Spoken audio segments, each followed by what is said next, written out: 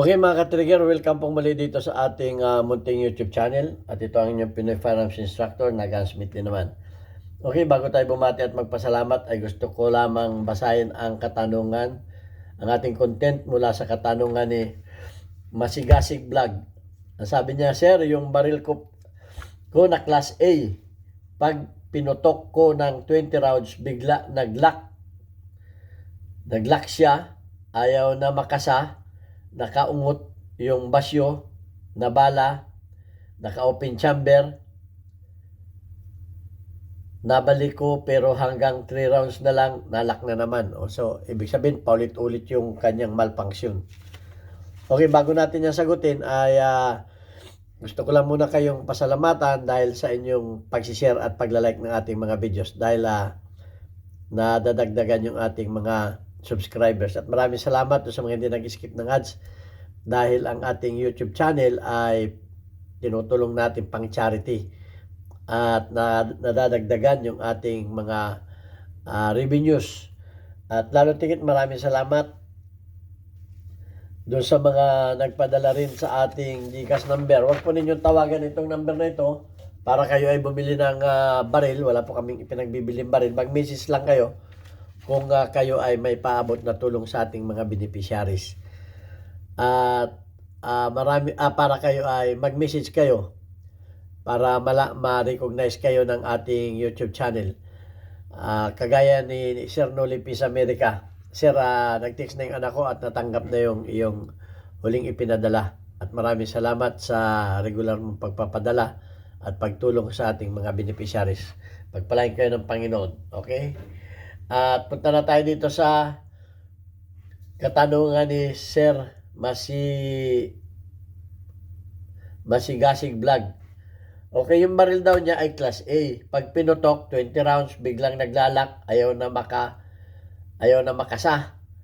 Okay, at yung basyo, nakaungot. Ibig sabihin, nakabara yung basyo. Naka-open chamber. Pag binalik niya uli, hanggang 3 rounds lang, naglock na naman. So, ibig sabihin, paulit-ulit yung malfunction niya. Wala tayo ditong 1911 ngayon na pistol. Pero, gusto ko lang munang talakayin sa inyo, ano ba yung mga Class A? Yung Class A na mga yaring mga backyard, yan yung magaganda ang yari. Kung titingnan mo talaga yan, ay hindi mo makikilala halos kung titingnan mo lang sa labas.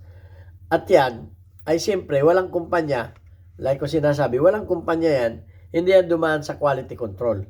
Ang isa pa, hindi natin alam kung anong materialis ang ginamit niyan. So, kahit anong ganda niyan,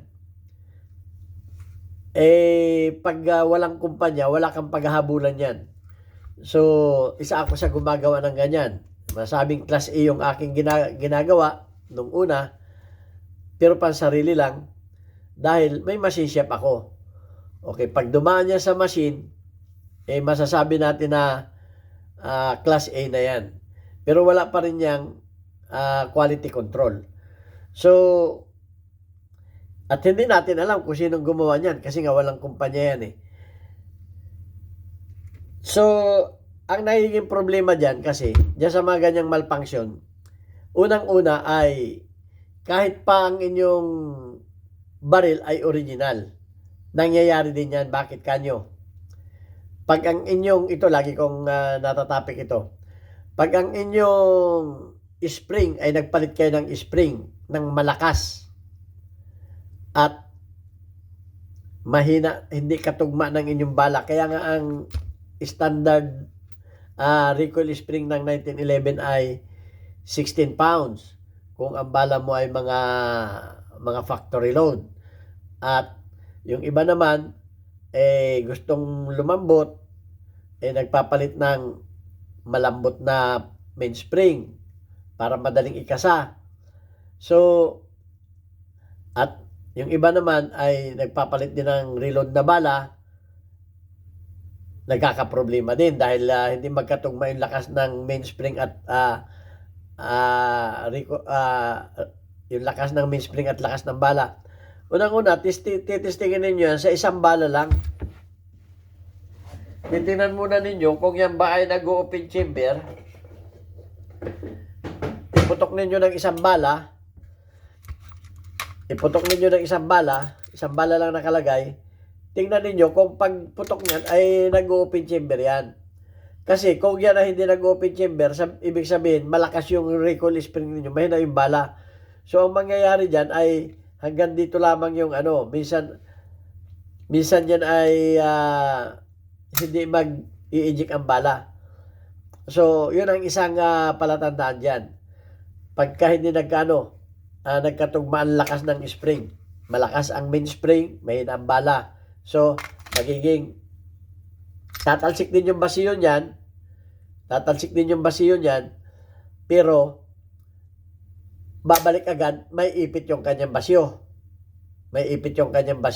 Dahil nga hindi nakasagad. Ang isa pa dyan, ay pagka yung itong inyong extractor ay mahinang kumapit. May videos na rin tayo niyan paano nyo malalaman na yung inyong mga pistol ay malakas ang extractor. Kasi pag mahinang extractor niyan,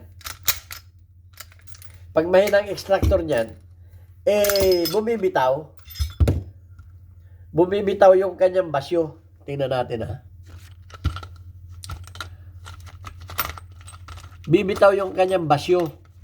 Pag mahinang extractor at iikot lang dito.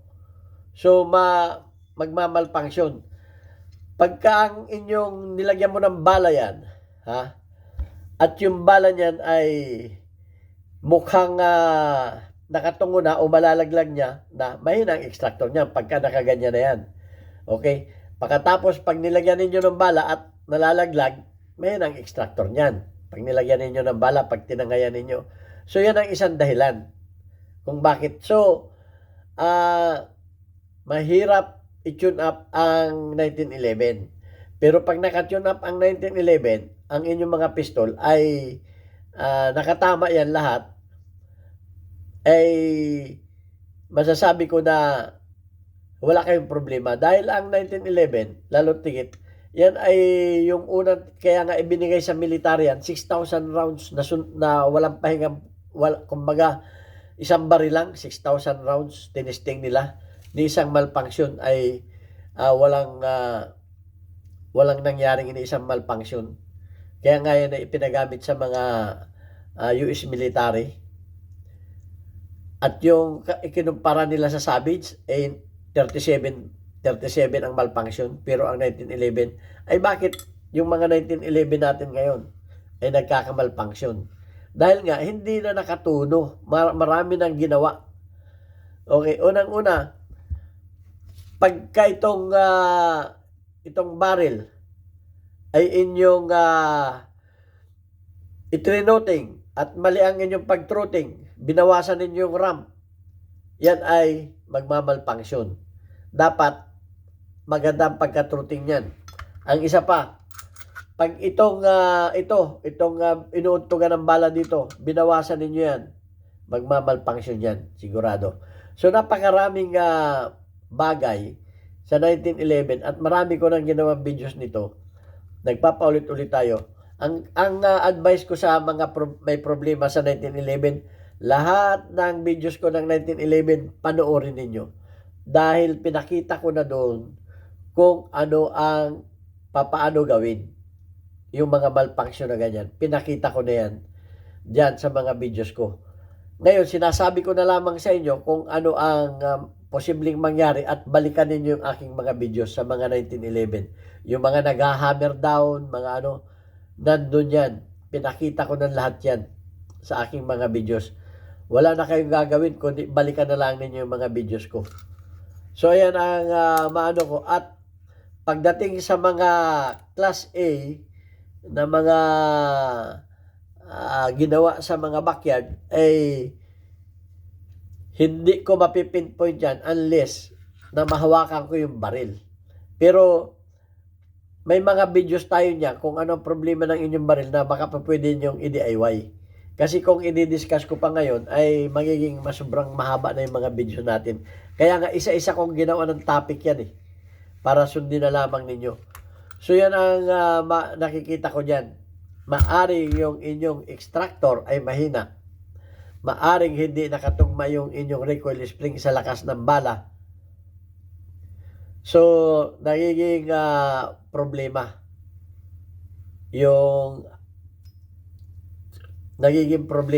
yung malfunction.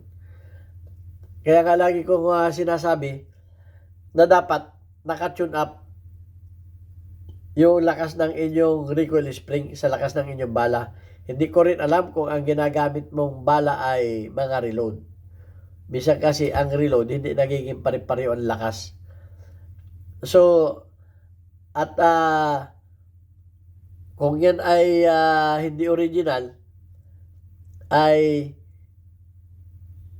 pagtsatsagaan mo talaga hanapin ang problema niyan. Kasi nga hindi original yan eh. Pero ang nakikita ko lang diyan ay extractor. Kasi sabi mo, yung basyo nakaungot, ibig sabihin nakabara lang dito yung yung basyo. Pagka kasi mahina kumapit ang inyong extractor ay